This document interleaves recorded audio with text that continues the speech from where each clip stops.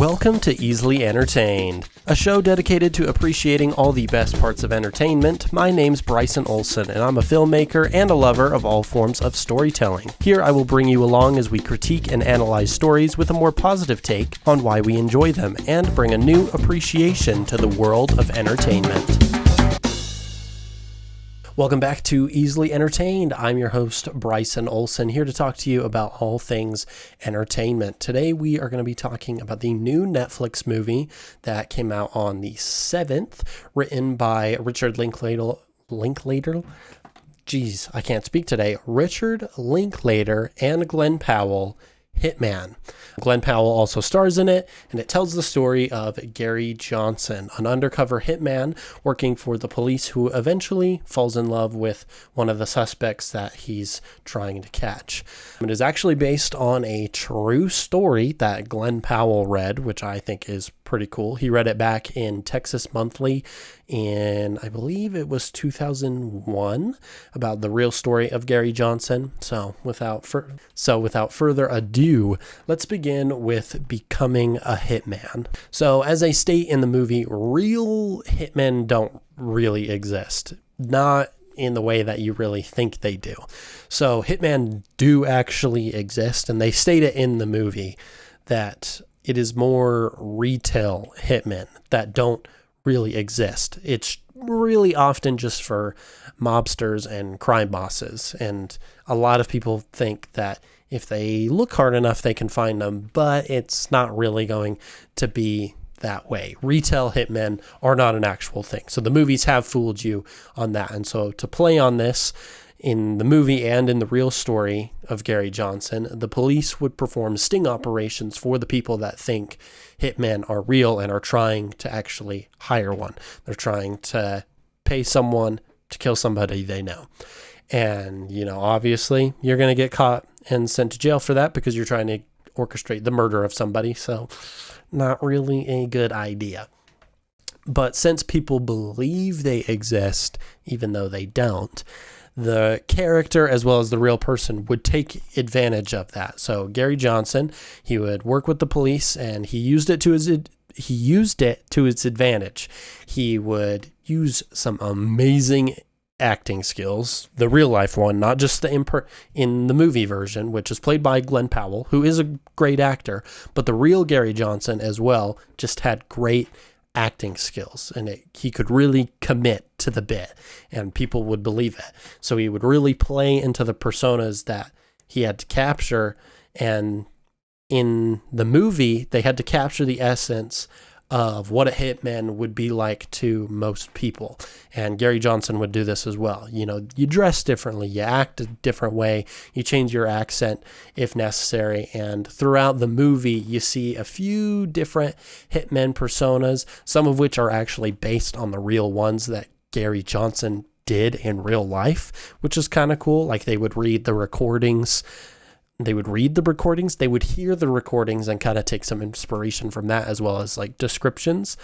And then some of them are based on ones that you would see in movies. Like a big example for that is one of the characters is kind of acting like Patrick Bateman from American Psycho. And what really did sell it was Gary's commitment. Like he was in it all the way. And he could just change his whole personality and become the ideal hitman for whoever they're targeting, whoever they're trying to figure out is like trying to hire somebody to get killed. And so seeing that, it's so captivating. And sorry, my chair keeps creaking back and forth, but it's so captivating and it's addicting to watch almost. And you can tell that in the movie, Glen Powell had a lot of fun playing Gary Johnson and really taking on that persona to really give the illusion of becoming a hitman. And I think that's really fun. To research the movie, like I said, they would listen to the recordings from the real Gary Johnson. And sometimes, I believe even in an interview with a police officer, they wouldn't recognize that it was Gary speaking.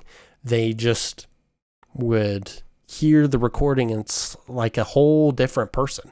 It was just a completely separate being almost to Gary. But it was him speaking, but he was just so into it. He was so invested, and he really believed in his character, as you should as an actor. And especially when you're trying to play a hitman and talk to dangerous people, he could just commit and it would just separate him from reality.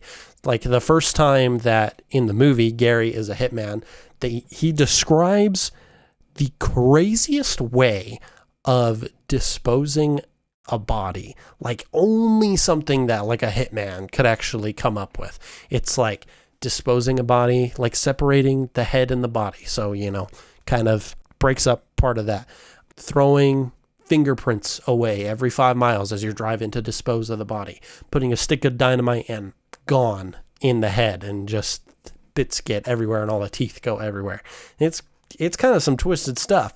And that's definitely something that a real hitman would do. I think that helped the illusion for the people that they were trying to catch, which is probably the next thing that we should talk about with Gary and just with the movie version, which is Perpetuating the Lie. So while Gary was doing his little sting operation thing, he came across one suspect, Madison, played by, probably going to butcher her name and I'm going to feel so bad, Adria Arjona. I looked at an interview and I'm pretty sure that's how she pronounced it.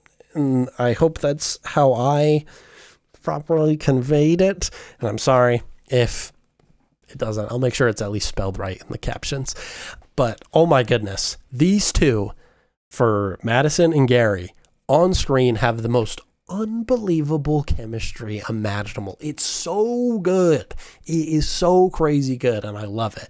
So when Madison first meets Gary, she is, she's trying to hire him as a hitman, and he is under this persona that is probably the best persona, like that Gary really likes. It's called Ron.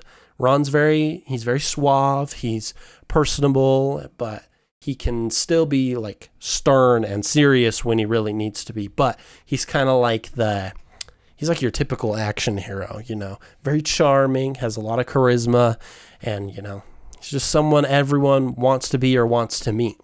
And so as Ron, he convinces Madison not to kill her ex-husband and, just walk away. She's nervous. He's like, don't do it. Don't regret your choices. Just walk away. You don't have to hire someone to kill him. And in the movie, and probably in real life, they're like, what the heck are you doing? What are you doing, my guy? And, it's a pretty great mindset to have, though. Like, if you're reading people and understand people, it's what you got to do. And it's actually very similar to the real story of Gary Johnson, who didn't fall in love with one of the suspects, but rather I'm trying to remember all the details, but he convinced someone to, instead of trying to put a hit out on their partner or whoever, he convinced them to go seek psychiatric help.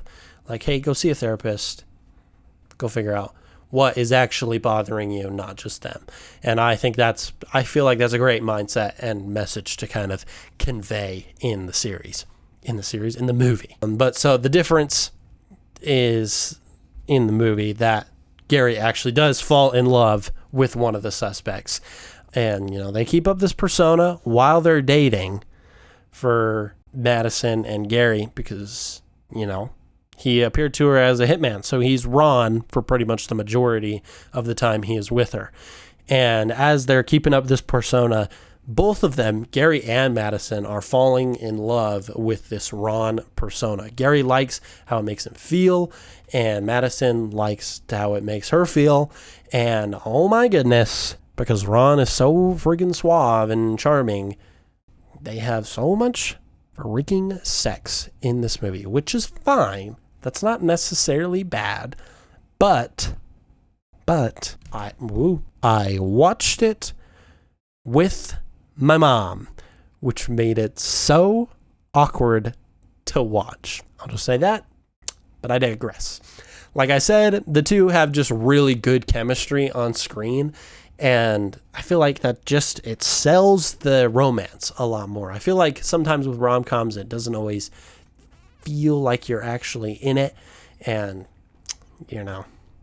It's not always great, but every sentence they say to each other, it feels believable. It feels like a real romance happening right in front of your eyes. Their chemistry is just that good. It fully immerses you when you're watching. Like, I like romantic relationships. Like The Notebook, great. Some superhero relationships, great. But not all of them are, they just don't feel as real. But with this movie, I feel like I bought every single second whenever they were together. They just were good together.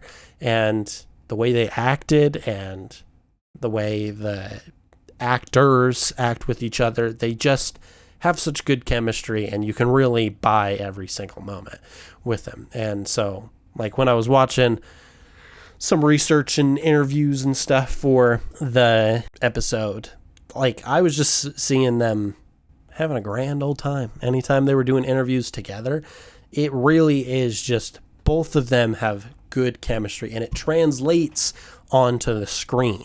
You just pick the right people and they're just going to be super believable. Like, I haven't seen Anyone But You, but from what I've heard is the chemistry just didn't feel as real. So it's another Glen Powell, like, rom-com, but it just didn't feel as real as it did with this one.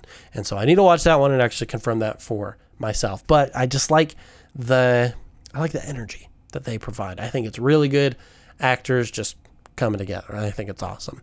And, anyways, things kind of get thrown for a loop when Madison and Ron see Madison's ex-husband one night, and he tries to get a hitman for her, which crazy that you see her one time, you're like, well, I'm gonna have my ex-wife and her new boyfriend killed.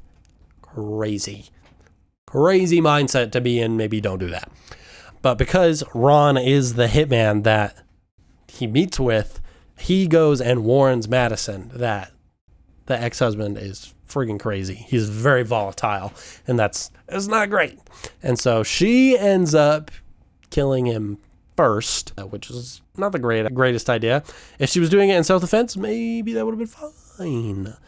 But she did a preemptive attack, which is not great. And so that causes a whole ordeal that they have to then, cover up. And that's not very fun. The more you lie, the harder it is to keep up the lies. It's not always easy to do that. And so Gary then has to keep making up stories for everyone, like on the police force, because they start to question the death of the husband because, she tried to put out a hit before and Gary convinced her otherwise, and then he ends up dead anyways. And then, one of the officers who was before, he was the undercover hitman, but because he was suspended, Gary took his place.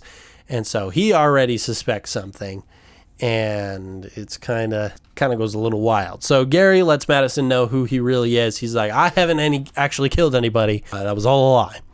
And, kind of everything starts falling apart from there. And so it goes to show that lying isn't really great. Not a great message. Not really what you want to be showing.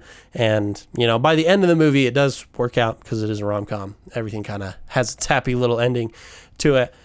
And, even though they're all lying, maybe that wasn't a great part of the message, but a message that they did provide that I think was pretty great, and we'll bring that to our last point, is change is everything. I think the main takeaway from this movie is it's definitely about change and not really about the lies, even though the characters kind of benefit from lying, which is not perfect that they're doing that, but it is whatever. But I think the main takeaway is about change, and you have to make decisions for yourself to become the person that you want to be. And if you want to change something, you have to change it yourself to really become that person. So like at the start of the movie, Gary is like a psychology professor at a college, and he is doing part-time audio-visual tech stuff for the police. That's how he gets involved in their little sting operations. He's not exactly like weak as a character, but he's a lot more mild-mannered. He's kind of like your typical nerd. or like dad type nerd. He wears jorts. Ooh, terrible. He looks so goofy in them, and his little goofy sandals with socks. It's not a great look. He does much better later in the movie. But he's also, he's a bit quieter. He doesn't really speak up for himself as much and doesn't really believe that his life is very exciting. He's like, well, it's kind of whatever. A relationship isn't really in the cards for me and doesn't really do a whole lot. And at the beginning of the movie, he meets with his ex, who I believe is like a therapist, and she's like testing out ideas, or just a fellow psychologist. And she like really foreshadows the message of change. She talks about how like if you want to be a certain way, you have to start acting like it. And after a while, you can kind of become that person. And it's like she mentions like a study, like after like a few months, you can completely change who you are as a person. And so when Gary has to suddenly take the place of an undercover hitman, this sparks his inciting action to change who he is as a person. See? Foreshadowing. It comes full circle. And so he becomes more confident, like to a new level. He takes on new personas. And obviously one in particular, Ron, is well perceived by the people he is trying to catch as an undercover hitman. The people that he's working with is like, woo, Ron's pretty cool. I would hang out with Ron. And Gary likes Ron. Everyone loves him. Everyone likes Ron. It's a great time. So after portraying Ron for so long, Gary himself starts to become a little bit more like Ron. He's a lot more confident. He's more comfortable in who he is and expressing his opinions. He falls in love with someone who he probably would have thought was out of his league before. And other people notice these traits as well. They're like, oh, he's dressing different. He looks pretty good. And he has more confidence and kind of just carries himself a little bit differently than he used to. And so he made the change happen and he liked it. So he kept doing that. And I don't know how the real Gary Johnson, like if he had a very drastic switch like the one in the movie, I would assume probably not. But he probably still gained some confidence from being able to do something like that. And based on articles, people loved him.